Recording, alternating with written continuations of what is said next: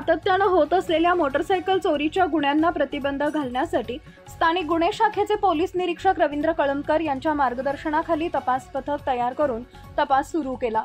तपास पथकामार्फत मोटरसायकल चोरीचे गुन्हे उघडकीस आणण्याचा प्रयत्न चालू असताना स्थानिक गुन्हे अन्वेषण शाखेकडील पोलीस अंमलदार वैभव पाटील व गजानन गुरव यांना गोपनीय माहिती मिळाली की मोटरसायकल चोरी करणारा रेकॉर्डवरील आरोपी अमित चंद्रकांत हत्तीकोटे राहणार साणे गुरुजी वसाहत कोल्हापूर यानं मोटरसायकल चोरलेले असून तो चोरीची मोटरसायकल घेऊन फिरत आहे। तो दिनांक 14 मे रोजी मैलखड्डा निर्माण चौक इथे येणार आहे। पथकातील पोलिसांनी सापळा लावून ज्युपिटर मोटरसायकलसह त्यास ताब्यात घेतले।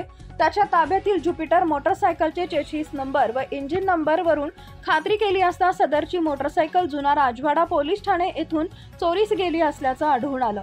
त्यानंतर त्याच्याकडे अधिक तपास केला असता त्यानं आणखी 5 मोटरसायकली चोरी केल्याची कबुली देऊन चोरलेल्या मोटरसायकली जुनी NCC मैदान इथं ठेवल्याचं सांगितलं।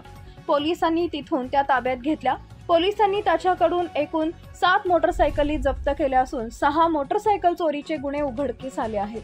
आरोपी अमित हत्तीकोटेवर एकूण मोटरसायकल चोरीचे 8 गुन्हे दाखल असून त्यास पुढील तपासकामी जुना राजवाडा पोलीस ठाण्याच्या ताब्यात देण्यात आला आहे।